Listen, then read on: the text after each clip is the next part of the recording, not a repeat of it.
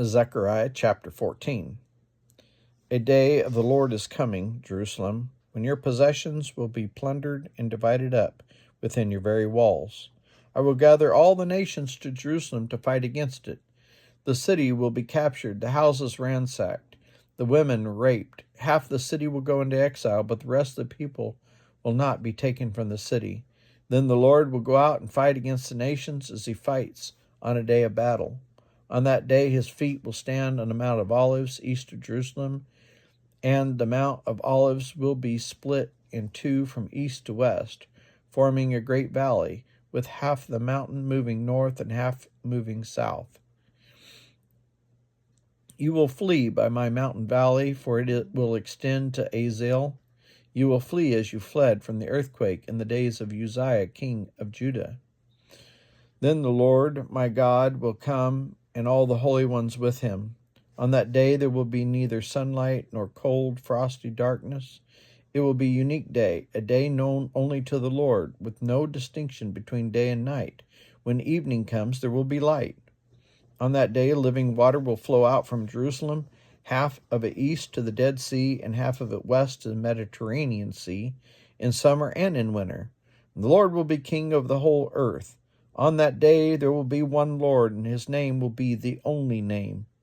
The whole land from Gibeah to Rimmon, south of Jerusalem, will become like that of the Arabah.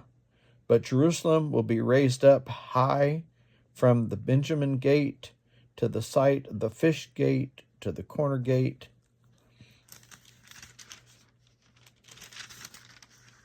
And from the tower of Hananel to the royal wine presses, and will remain in its place. It will be inhabited. Never again will it be destroyed. Jerusalem will be secure. This is the plague with which the Lord will strike all the nations that fought against Jerusalem.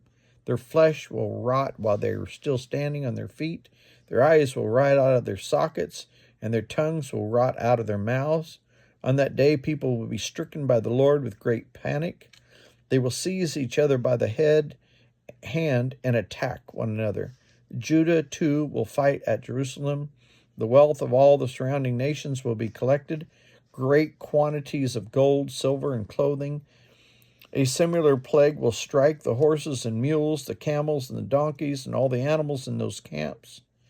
Then the survivors from all the nations that have attacked Jerusalem will go up year after year to worship the King, the Lord Almighty, and to celebrate the festival of tabernacles. If any of the peoples of the earth do not go up to Jerusalem to worship the King, the Lord Almighty, they will have no rain. If the Egyptian people do not go up and take part, they will have no rain. The Lord will bring on them the plague he inflicts on the nations that do not go up to celebrate the festival of tabernacles.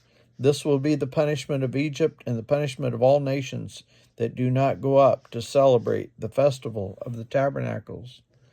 On that day, holy to the Lord will be inscribed on the bells of the horses, and the cooking pots of the Lord's house will be like sacred bowls in front of the altar. Every pot in Jerusalem and Judah will be holy to the Lord Almighty, and all who come to sacrifice will take some of the pots and cook in them. On that day there will be no longer a Canaanite in the house of the Lord Almighty.